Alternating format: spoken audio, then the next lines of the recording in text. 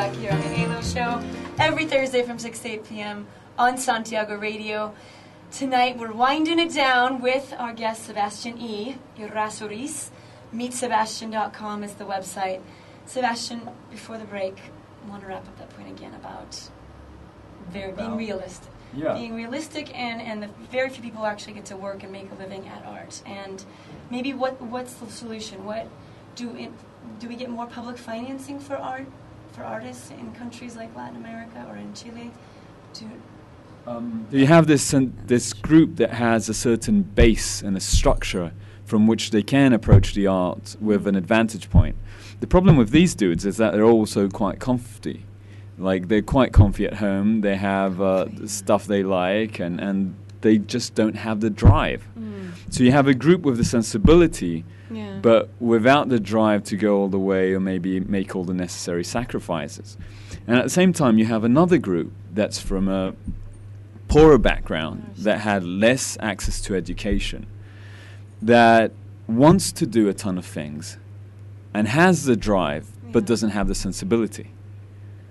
So you get two groups that don't really meet.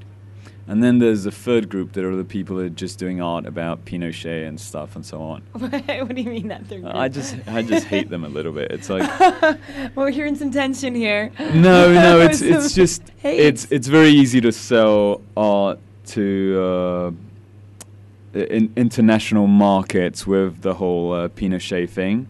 I've personally included Pinochet, the dictatorship of Pinochet in one of my projects, but I feel there's a lot of art from generations that are my age and older that is stuck in dealing with the whole dictatorship of Pinochet. And unfortunately, they're selling this dated work that isn't really contributing today with the contemporary circle. It's not really creating a dialogue. And finally, art is all about dialogue. I mean, if you want to do dripping paintings like Jackson Pollock today, there's no real sense to it. In the same way that if some scientist wants to try to come up with the light bulb, it kind of wouldn't make sense. It's art is finally a social knitting in which each person contributes something to a web that's being knitted by many people. So you think they're stuck. And so, for example, naming this movie, I don't remember, Isla something, instead of Banana, is kind of another repeat of the same old story told about Chile. From an artist's perspective. Definitely. I mean, right now, obviously, because of the critics that were very much in favor of La Nana, it's like you really get to see how an issue which is definitely South American, it's definitely Chilean, and it's even very political. I mean, from a politically correct perspective of approaching South American film.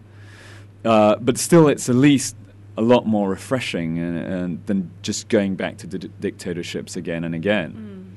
Do you have dialogues around some of your projects? I mean, is that kind of a way of educating people?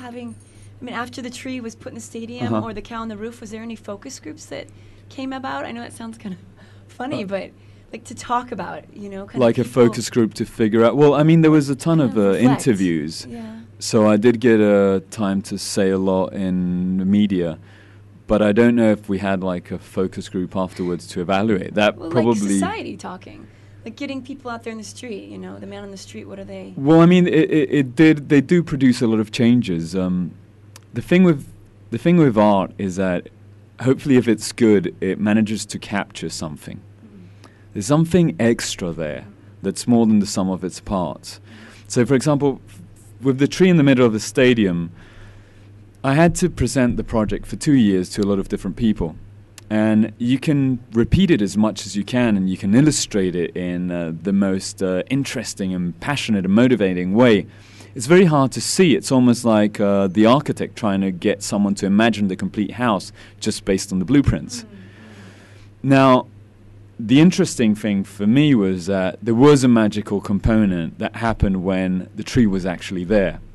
And one of the moments where I was able to kind of get proof of that is that the moment we call the press conference, all the journalists come rushing in, they're on their phones, they know they've got to like get a couple of shots of this, get like few words from me and then rush on to the next thing.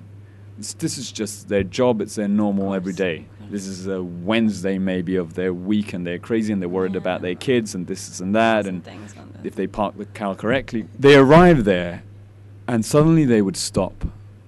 And suddenly you would see these guys putting down their cameras and taking out cigarettes and like sitting down with their cameraman and their sound man and just, I don't know, being quiet and just looking at this thing. And taking maybe 15 minutes and having to call later to the channel that they were late. But something happened there, and that's what you aim for. Are you an observer on a daily basis?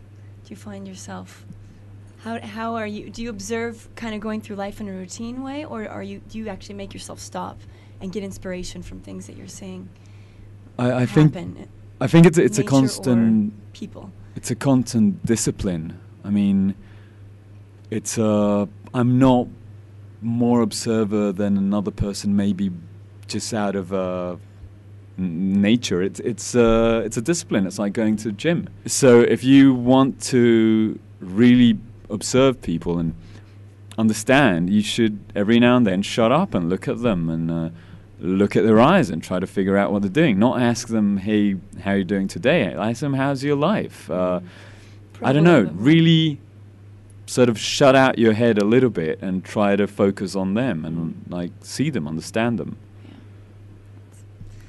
It's good for politicians too. Yes, I know. Shout out all politicians. Listen to this. Thank you for coming on today. Thank you so much for inviting. Giving us a little bit more insight into who you are. Best of luck. Thank you so much. Best of luck with the radio here. I hope we get to come here soon. If people are interested, they could email you. It's info@meetsebastian.com. Okay, great. Thank you, Sebastian. Thank you so much. This is Adrian Lopez. Stay tuned in the next hour. We'll be back on the ALO Show.